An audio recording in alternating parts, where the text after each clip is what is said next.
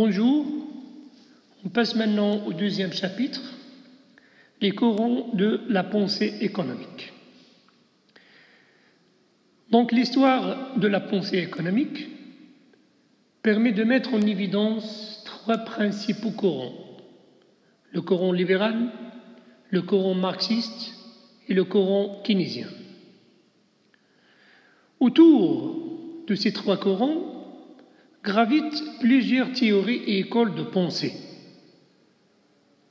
Historiquement, on peut successivement distinguer les préclassiques, à savoir les mercantilistes et les physiocrates, les classiques, les marxistes, les néoclassiques, les keynésiens et des développements contemporains de la pensée libérale. On commence par les mercantilistes. Donc, le mot mercantiliste vient de l'italien mercante, qui signifie marchand. Les mercantilistes ne forment pas une école de pensée au sens strict de terme. La doctrine mercantiliste a évolué sur une longue période de 2 siècles, juste de 1450 à 1750, dans un espace assez large. Elle s'est développée dans toute l'Europe. C'est ainsi qu'il est extrêmement hétérogène. On trouve les Espagnols, les Anglais, les Français, etc., etc. Alors, face à cette hétérogénéité, la problématique commune de la pensée mercantiliste est concentrée autour des conditions d'enrichissement de la nation, c'est-à-dire comment enrichir la nation. C'est une analyse essentiellement normative. Si on revient à l'analyse normative, donc ils vont préconiser une méthode pour enrichir. Pour les mercantilistes, la pierre d'angle est donc l'identification de la richesse au stock d'or et d'argent. Et pour accumuler ces stocks d'or et d'argent, elles sont mises en œuvre différentes politiques selon les pays, mais les traits principaux restent les mêmes. Cet objectif ne peut être atteint que grâce au commerce extérieur, c'est-à-dire grâce à une balance commerciale excédentaire. Le but est de pouvoir assurer à leur pays une balance commerciale excédentaire et par voie de conséquence une entrée nette des métaux précieux. Les devises en langage d'aujourd'hui. Maintenant, pour les physiocrates, à la différence des mercantilistes, la pensée physiocrate s'est développée sur une courte période, 25 ans, et uniquement dans l'espace français, avec un maître français, c'est François Quesnel. La problématique de la richesse est au cours des préoccupations des physiocrates. Cependant, la richesse d'une nation ne dépend pas des métaux précieux dont elle dispose, mais des biens matériels nécessaires à la satisfaction des besoins de la nation. Donc on peut dire que l'argent n'est qu'un intermédiaire d'échange. Donc, pour les physiocrates, les vraies richesses doivent remplir 3 conditions. Elles doivent être renouvelables, c'est-à-dire reproductibles, c'est-à-dire qu'on peut consommer sans altérer le principe de leur reproduction. Donc les ressources naturelles non renouvelables ne sont donc pas des richesses pour les physiocrates. Elles doivent être vendables aussi, ou échangeables et commercialisables.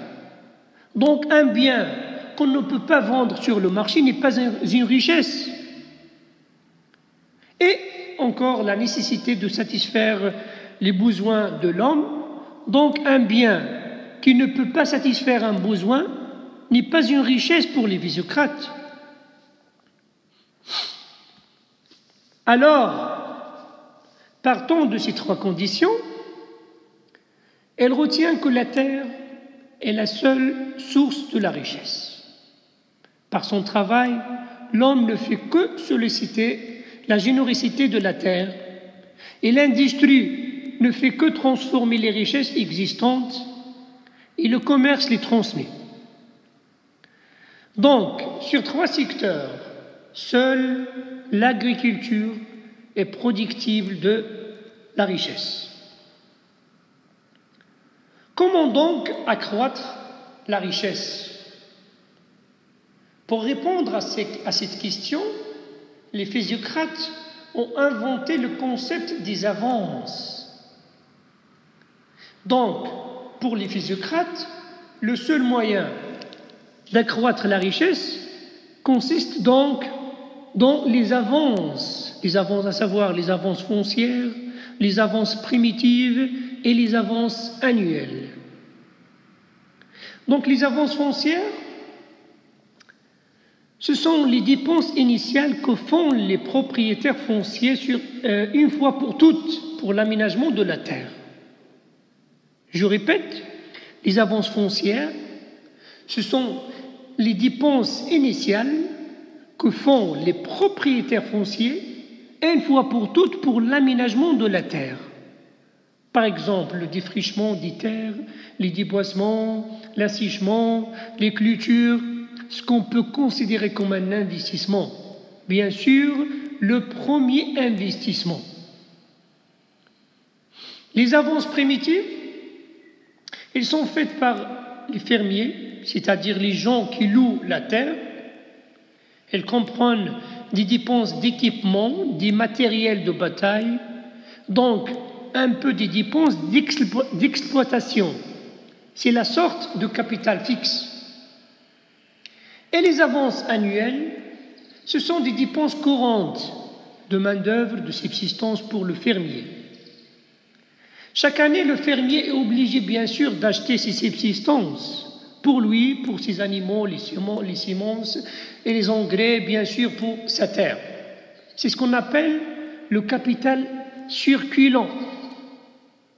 Ces avances constituaient les conditions de la production de la richesse pour les physiocrates. Donc on peut dire que pour les physiocrates, on voit que la société pour eux est divisée en trois catégories sociales d'importance variable: la classe souveraine, la classe productive et la classe stérile. La classe souveraine, c'est celle des propriétaires fonciers. Et les propriétaires fonciers ne participent pas directement à la production. Et ne créent pas la richesse, mais ils jouent un rôle fondamental en assurant les avances foncières. On l'a dit déjà. Ils préparent la terre à la culture, en mettant à la disposition des fermiers ces terres. Elle reçoit les rentes que versent les fermiers. Donc la rente, c'est une rémunération de la terre. C'est le prix de la location versé aux propriétaires fonciers par les fermiers qui louent ces terres. Alors que la classe productive des fermiers, c'est la classe qui a plus d'importance chez les physiocrates, parce que c'est elle qui met en production les terres qui sont source de la richesse. Et la classe stérile, d'ailleurs, comme j'ai dit au début, ce sont les gens qui travaillent hors l'agriculture, qui ont une activité soit dans l'industrie, soit dans le commerce. Il ne fait que transformer les biens et les matières premières fournies par l'agriculture. Et le commerce ne fait que transmettre ces biens entre les différents individus.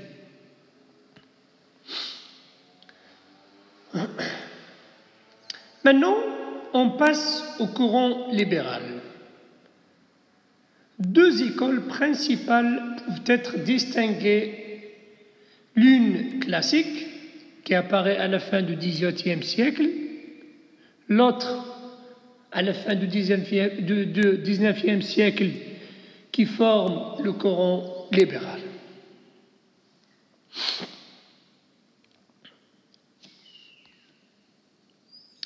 Les points fondamentaux qui caractérisent le courant libéral peuvent être ramenés autour de 5 points.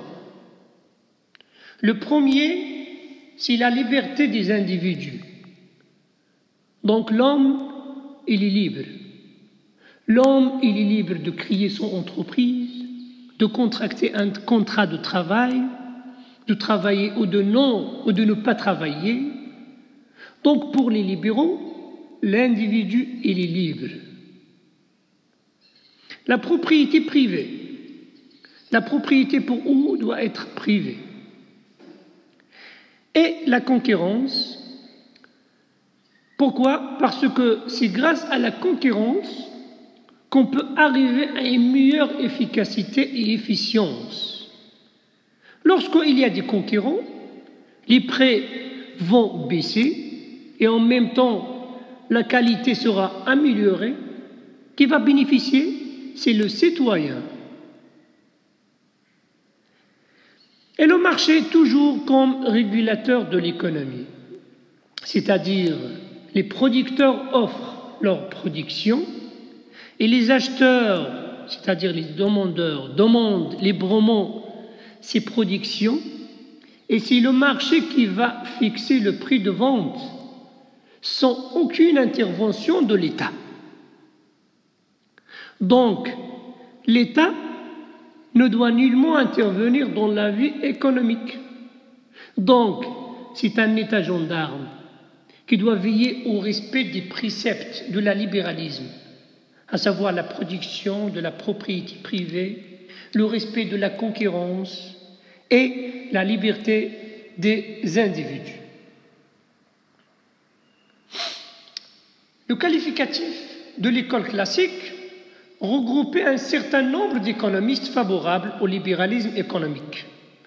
Mais bien qu'il forme une école avec un chef de file, Adam Smith, et ses disciples, David Ricardo, Jean-Baptiste Say, Malthus, etc., ils divergent sur un grand nombre de points, tels que la conception de la valeur et le commerce. Commençons par Adam Smith, le fondateur de cette école. Pour traiter Adam Smith, on analysait la main invisible, les fondements et les causes de la richesse, la valeur et le commerce extérieur. Donc, qu'est-ce que la main invisible? C'est le premier concept forgé par Adam Smith. La main invisible, c'est un mécanisme social grâce auquel les intérêts individuels sont guidés dans la direction aux intérêts de la société toute entière, c'est-à-dire l'intérêt général. Comme je l'ai dit, l'État n'intervient pas. Il y a les offreurs, il y a des demandeurs, mais chacun cherche son intérêt personnel. Donc, l'individu, il est égoïste. Il cherche l'intérêt individuel. Mais il participe à la satisfaction de l'intérêt général, c'est-à-dire l'intérêt de la nation. L'exemple le plus célèbre, c'est celui des bouchers et de boulangers, qui poursuivent chacun leur intérêt individuel, mais qui sont utiles à la société toute entière. Bien sûr, le boucher, il vend de la viande pour en tirer un profit, le boulanger également, mais pour nous, en sortant, on trouve qu'on a de la viande et on a de pain, on peut aller au marché de légumes, on peut prendre un taxi, on peut aller au café, on peut aller au bain, mais derrière la satisfaction de ses besoins, on trouve qu'il y a une personne qui cherche son intérêt individuel. Mais à travers cet intérêt individuel, elle rend service à la société toute entière, donc à l'intérêt général. Donc ce n'est pas la bienveillance de boucher ou de boulanger que nous attendons notre dîner. Nous ne nous adressons pas à leur humanité, mais à leur égoïsme.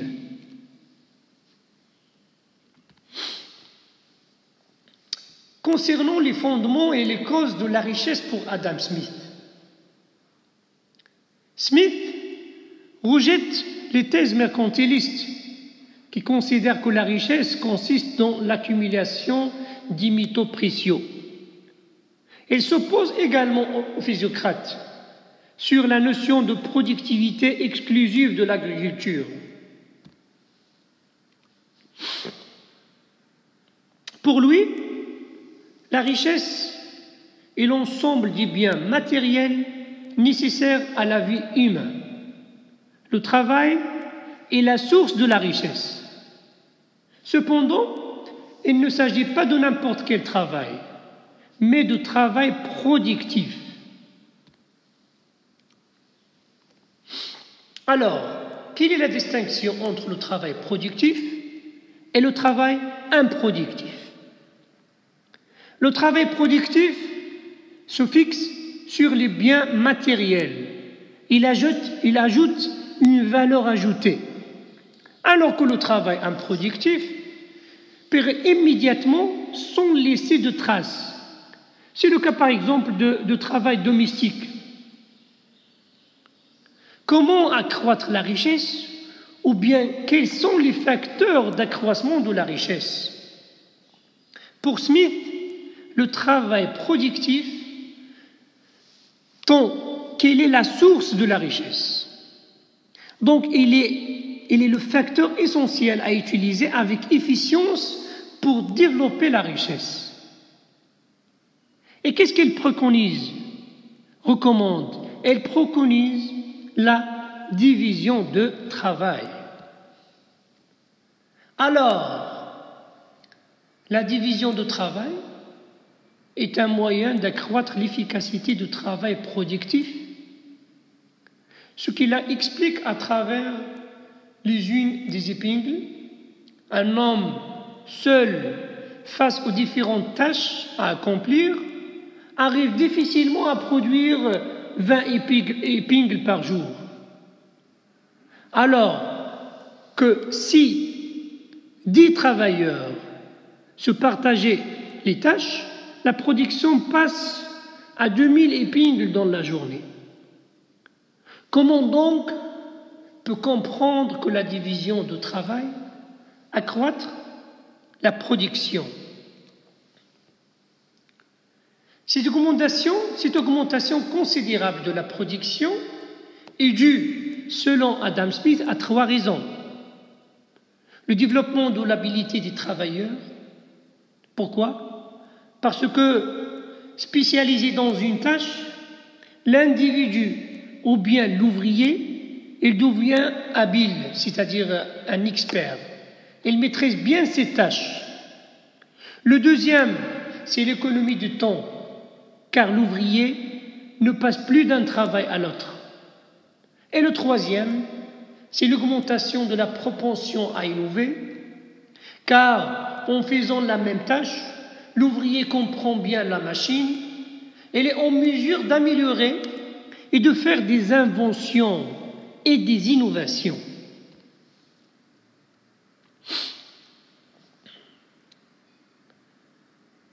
Maintenant, la théorie de la valeur travail. L'une des préoccupations d'Adam Smith est de déterminer la loi qui explique le phénomène des prix. Comme j'ai dit auparavant, sur le marché, il y a des offreurs et il y a des demandeurs. Et la confrontation entre l'offre et la demande, il nous donne un prix. Mais elle cherche qu'est-ce qu'il y a derrière la fixation de ce prix. Et elle distingue 2 types de valeurs, la valeur d'usage et la valeur d'échange. La valeur d'usage d'un bien, c'est l'utilité de ce bien. C'est sa capacité à satisfaire un besoin.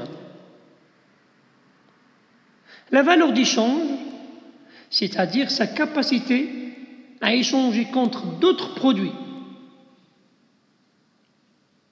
Dans l'esprit d'Adam Smith, il n'y a aucune relation entre valeur d'usage et valeur d'échange. C'est ce qu'on appelle le paradoxe de la valeur. L'exemple le plus célèbre, c'est celui de l'eau et de diamants. Comme vous le savez, rien n'est plus utile que l'eau. Au contraire, le diamant n'a presque pas de valeur d'usage, mais on peut obtenir en échange une très grande quantité de biens. Bien sûr, personne ne peut vivre sans l'eau, donc il est utile. Mais est-ce qu'il y a une valeur d'échange? Elle n'a presque de valeur. Alors le diamant, c'est le contraire. Donc il n'y a pas une relation entre valeur d'usage et valeur d'échange. Un bien peut avoir une valeur d'usage, mais sans avoir une valeur d'échange. Et l'inverse, c'est le cas de l'eau et de diamants. Le problème principal pour Smith, c'est celui de la valeur d'échange. Là, c'est le problème de la mesure. Comment peut-on mesurer la valeur d'échange d'un bien? Donc pour lui, il va inventer la notion de travail commandé. Pour démontrer cette notion de travail commandé, il part d'une société où la division du travail est très développée, donc la satisfaction des besoins de l'individu dépend du travail d'autrui. Alors, la valeur d'une denrée est égale à la quantité de travail que cette denrée permet d'acheter ou de commander.